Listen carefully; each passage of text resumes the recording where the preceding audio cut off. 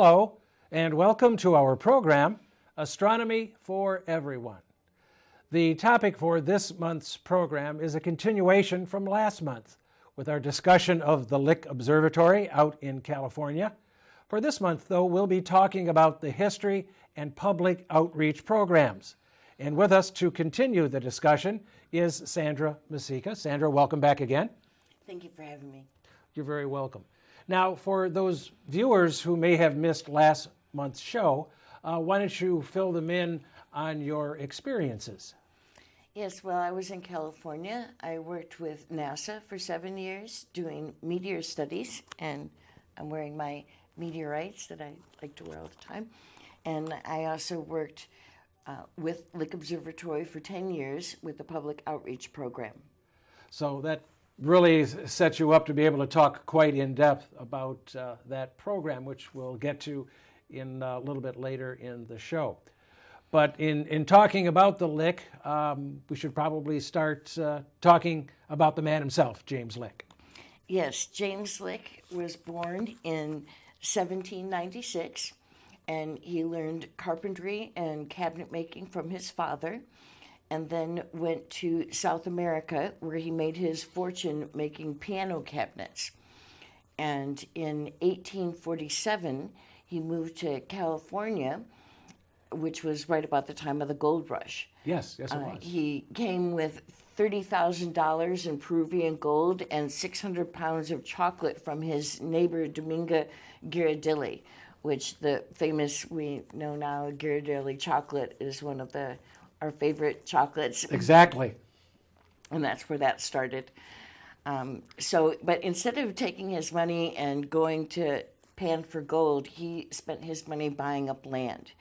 And he bought land in San Francisco, in the Santa Clara Valley, and San Jose, in LA, and he also bought Catalina Island.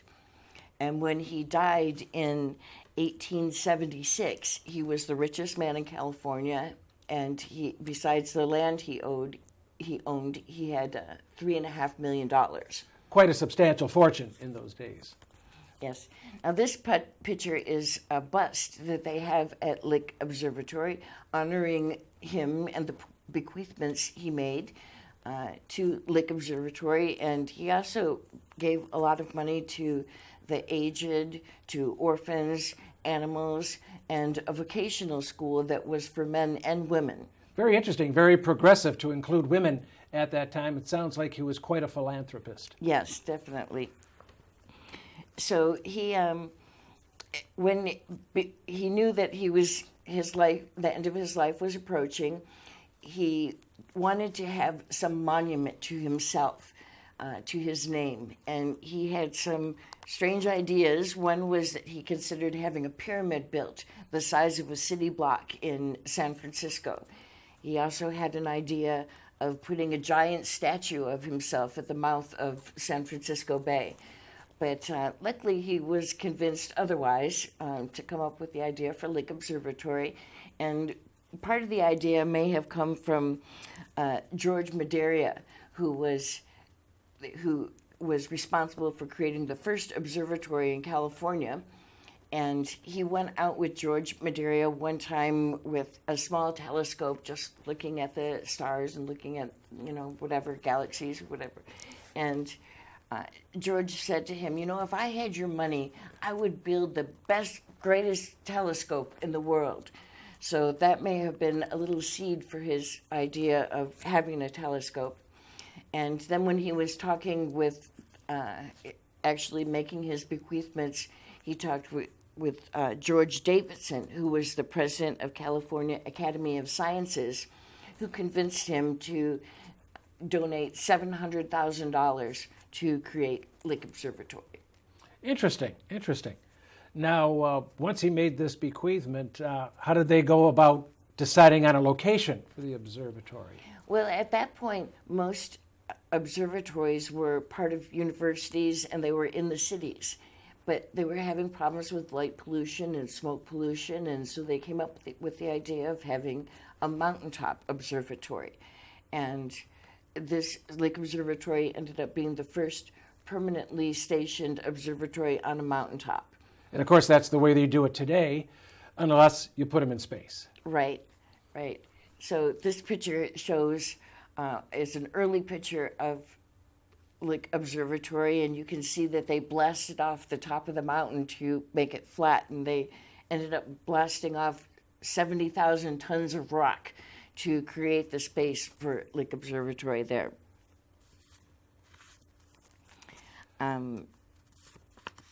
So the next thing was to decide whether they were going to have a reflector or a refractor telescope, which are the two main types of telescope. And a refractor is the type with a lens, like you have in a binocular, and a reflector is the kind where you have a mirror.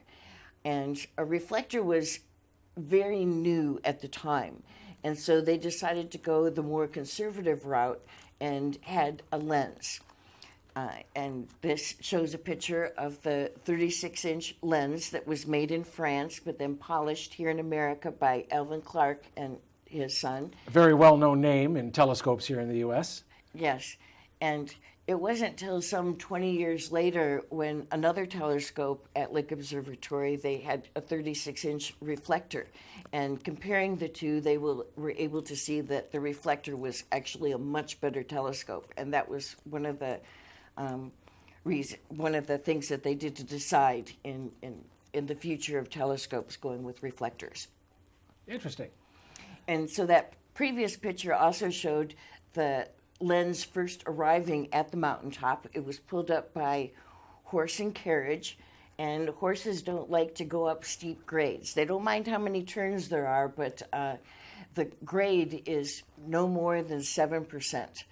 And there are many turns. You can see in this picture that the road actually winds through all these hills, and it's said to be 365 turns from the base of the mountain up to the observatory. And Oh my goodness. I've never counted them myself, but it's definitely a curvy road. Some people get seasick going up of it, going up the mountain, and some people with nice sports cars or whatever really enjoy the ride. And it's definitely a beautiful view on the way up. I imagine they would, yes. So the first light for the Lick Observatory, for the Lick refractor, was January 3rd, 1888.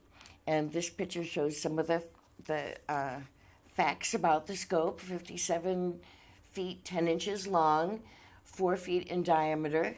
The telescope itself is 14.5 tons, and the dome is almost 100 tons. And you can see the telescope here is pointing at the highest position. Yeah, almost at the zenith, yes. Right. And what they had for Lick Observatory, which was new at the time, was to have a hydraulic lift for the floor.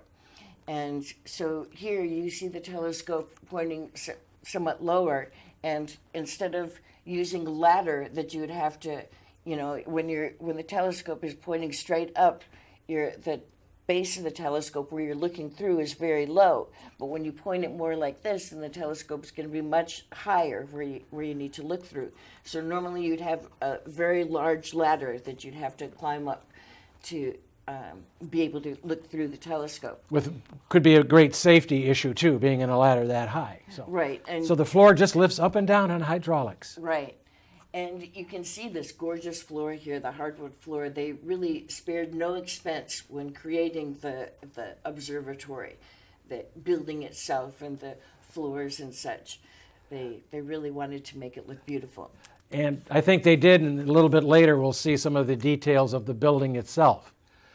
Now I understand there's an interesting aspect to the observatory itself. There's a certain space below the telescope.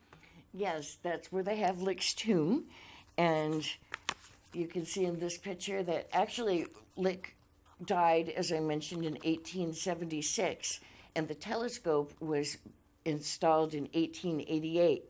So when they were ready to put the telescope in, they moved his body and put it right here at the base, and then put the telescope right on top of it. So his tomb is right there underneath the base of the 36-inch refractor. My goodness.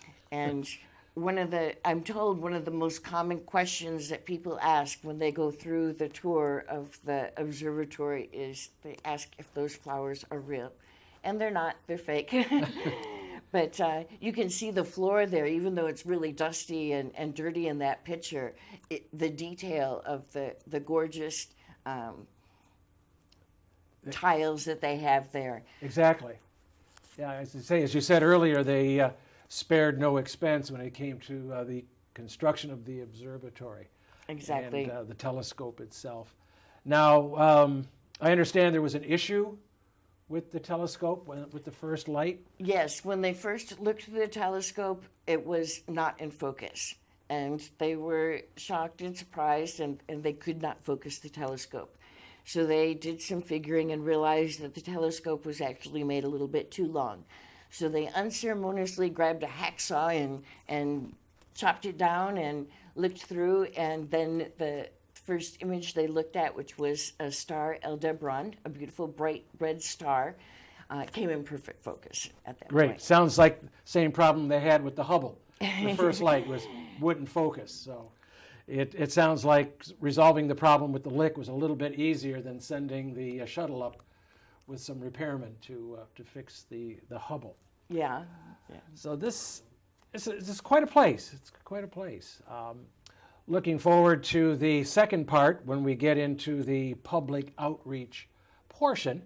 I know that's an important function of our club, the Ford Club, doing public outreach. So as soon as we take our quick break. I just, before we get to the Oh, break, yeah. I'd like to mention some of the first discoveries that they made yeah, at good Lick idea. Observatory.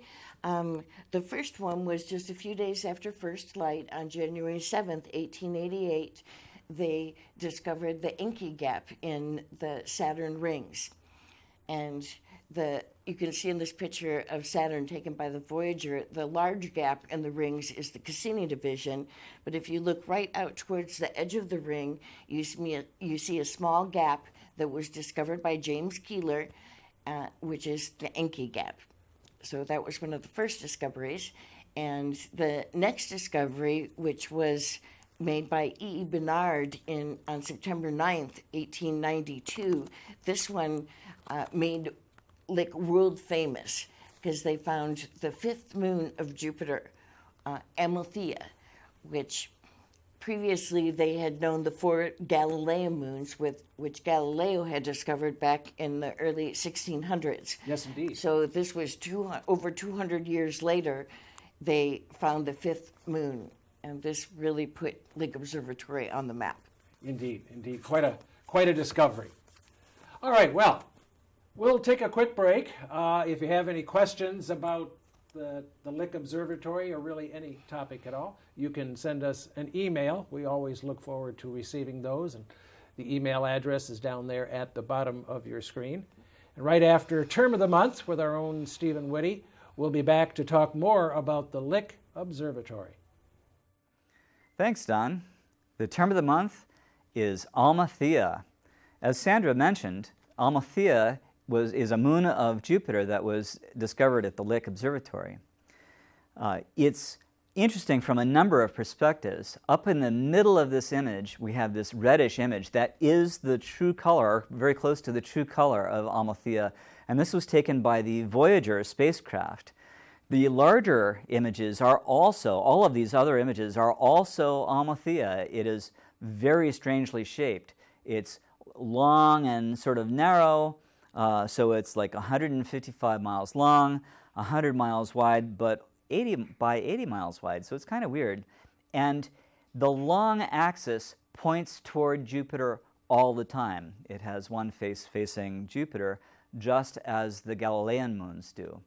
But it was called Jupiter 5, being the fifth moon discovered, but it is actually closer to Jupiter than any of the four Galilean moons. So that is Amalthea, term of the month. Back to you, Don. Thanks, Stephen, and welcome back. We're talking about the Lick Observatory, and in this part, we'll talk about the public outreach programs. So, Sanjay, you've got quite a bit of experience with that, so fill in our viewers about that program. Well, I first got involved with Lick Observatory because I could see the Lick Observatory from my home. This picture shows that you could, from all over the valley, you can see Lick Observatory, the bright little white spot up at the top of the hills at the highest point of the mountain range. And the next picture shows the two domes housing the telescopes that the public can look through in the public outreach program. And then the next picture shows me standing at the controls, standing at the base of the 36-inch refractor, and you can see the 6-inch finder scope, which is a pretty decent telescope in itself. Exactly, 6 inches, yes. And I looked through that scope first, and the first thing I ever looked at Lick Observatory was M13, which is a beautiful globular cluster in Hercules. Mm-hmm. And you can see the setting circles, which is how we point the telescope, the focus ring, the eyepiece down at the bottom, the declination clamp to set the scope once you've got it pointed at the object, and at the very bottom you can see the floor height control, which is what moves that hydraulic floor up and down. Well, everything's right there at your fingertips. And this scope is used for public outreach, but it also still does some science. It's used for observing the separation and orbits of binary stars. It's used as a teaching telescope for university and college astronomy classes, and it's also used for NASA's teacher workshops. Interesting. And the next picture shows the other telescope that the public can look through, which is the Anna Nickel 40-inch reflector telescope. And a seamstress from San Francisco donated $50,000, which is how this telescope started. And it's kind of a piecemeal. It was actually built up at Lick Observatory, and nobody knows why she donated this money, but the astronomers are very grateful. And this telescope, which actually is computer controlled, would be worth about $1.5 million today. My goodness. So these are the two instruments, as you indicated, that the public can use. Right. And so what I did there with my connection with the public outreach program is when the people came, you could either go to a program called Evening with the Stars, where you could look through both of those telescopes and listen to a lecture. And while you were waiting for your turn at the telescope, they would have amateur astronomers bring their telescopes and set them up in either the front yard or the backyard, and so you could look through our telescopes while you were waiting.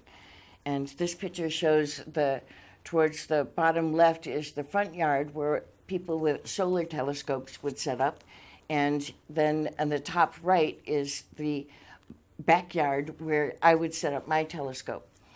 And this is an unusual time where you would see the dome open during the day for the 36-inch. And this was during the 1999 Mercury transit. And they actually had a feed connected up to the Exploratorium in San Francisco. So as they were filming and watching the Mercury transit in front of the sun, you could also see the same thing in San Francisco. Wow, that's great. And you have a nice glimpse of that beautiful hardwood floor. Yeah, just a little peek at it there where the sun is shining. Exactly. So the next picture shows some of my friends set up. The guy on the right is Ralph, and he's got his solar telescope set up, and some of the public are there looking through the scope. And the next picture shows me in the front, and way back behind that truck is my telescope set up in the backyard. And we also have a picture of Andy standing right next to my telescope there on the left-hand side. And there's another picture with some more people set up in the backyard. And the next picture actually shows the view from the backyard, which is really gorgeous. The view from everywhere is really beautiful. Yeah, that's wonderful. And so the next picture, it shows the interior, And on the left is the hallway going down to the Anna Nickel telescope. And again, you can see some of the detail of the building, the frames around the doors and the tiles. The cove molding on the ceiling, and I was just going to mention the tiles as well. And on the right-hand side, this is the entrance going to the 36-inch refractor. And you can see some more detail of the door, the framing around the door, and the beautiful woodwork on that staircase going up. And if you notice the doors in the picture on the left-hand side, they've got these gorgeous hinges, and the one on the right is actually installed in a door. So if you ever get a chance to go to Lick Observatory, remember to open some of these big doors and look at the hinges. There's a display case that shows some of the different hinges. Beautiful. They're absolutely gorgeous. there. You won't find anything like that at Home Depot. Exactly. Beautiful. So we'll go to the next picture, which is the seismograph at Lick Observatory. So they had more than just the telescope. There was a seismograph as well. Right. The first effective seismograph that they ever built was in 1880. And it was in 1888 that they installed the seismograph at Lick Observatory. And the picture on the right shows the seismograph as it is today. But while I was there, they discovered a long-lost glass picture of the famous 1906 San Francisco earthquake. That was the glass plate that recorded it? Right, exactly. Amazing. Amazing. And this picture shows on the seismograph that's installed today, the top portion is the October 1989 Loma Prieta earthquake that is famous, I think, all over the world. They show pictures from that. And compared to one of a normal day activity, you always see little, bits of movement. But the top picture is the earthquake. I remember watching the World Series that year, and the stadium shook. Yes. So the next picture shows one of the programs that you can see, the Music of the Spheres. I mentioned the Evening with the Stars, where you just listen to a lecture and look through both the telescopes. You can also actually listen to a music program. And these are a couple of the artists that were some of my favorite artists there and came out and looked through my telescope at the end of the show. And so you can either see the Evening with the Stars, or you can see the program with the music. And the last slide shows how you can contact the public access, how you can get to that. And there's the websites you can go to. The observatory is open from Thursday through Sunday from 12 to 5. And you can also go to the summer nights programs of Music of the Spheres or Evening with the Stars. I want to take this opportunity to thank Sandra once again for being a part of our program and bringing us this great information. Thank you very much, Sandra. You're welcome. Thanks again for having me. You're welcome. Before we head over to Stephen and what's up in the night sky, we want to remind you about the upcoming Astronomy at the Beach. A reminder, it is now in a new location. It is at Island Lake State Recreation Area. For the last 20 years, it's been at Kensington Metro Park, but not this year. The Island Lake is across I-96 from Kensington. The event happens Friday and Saturday night, September 29th and 30, from 6 p.m. until midnight. It'll be located at the Kent Lake Beach location. There'll be plenty of signs up to show you how to get in there. So we hope to see you there at Astronomy at the Beach at Island Lake State Recreation Area. And now with What's Up, Stephen Whitty.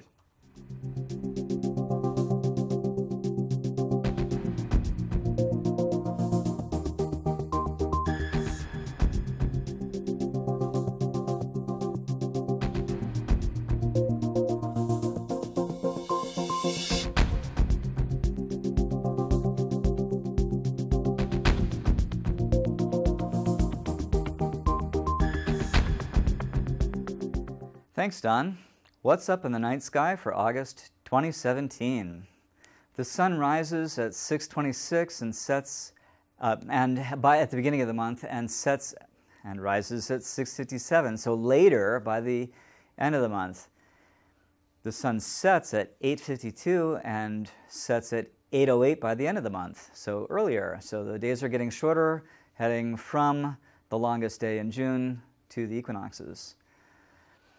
Astronomical night starts 2 hours later than sunset and ends 2 hours earlier than sunrise at the beginning of the month, but at the end of the month it's 1 3/4 hours.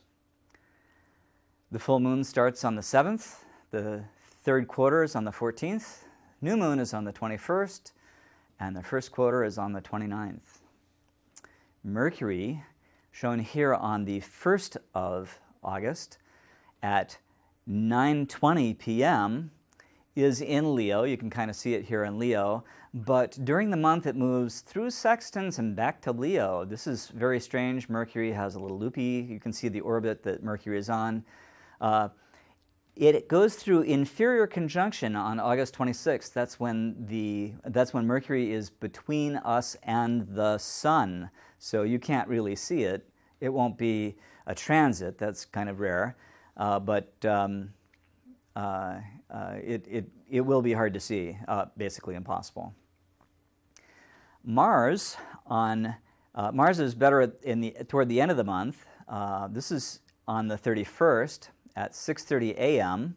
Superior conjunction was July 26th, so it's very low in the sky, probably impossible to see so far anytime this month. But you can see that Mercury is even lower, so that's even harder at the end of the month because it just had conjunction, and Venus is up there. Next up is Venus, and Venus on the 1st of the month here at 5 a.m. It goes through, here at the beginning, it's in Gemini, but it moves into Cancer by the end of the month. Venus has max eastern elongation on the 17th, so that's the best time to see it. That's where it's at the peak of that orbit arc that it's on. Jupiter, also on the 1st, but at 10 p.m., not in the morning, is in Virgo, and it will be in Virgo until November 14th, at which point it goes into Libra. But Virgo, and Jupiter is better early in the month, so that's why this is on the 1st. So then we move to Saturn, and you can see Saturn 2/3 to the right of this image, and Pluto in the center. Pluto, you're going to need a really good finder chart. Saturn is awesome. We happen to have the moon here on this middle of the month date. Remember the eclipse on August 21st. If you're going to see the eclipse in full, in the totality, you'll probably have to get a map that shows you where to go. It's only 50 miles wide, but it goes all the way across the United States. You should be able to see a partial eclipse anywhere in the U.S. or Canada or Mexico or in northern South America you can see. Anyway, a total eclipse is awesome. And that is what's up in the night sky for August 2017. Astronomy is free. You can look up anytime, but we will tax your brain.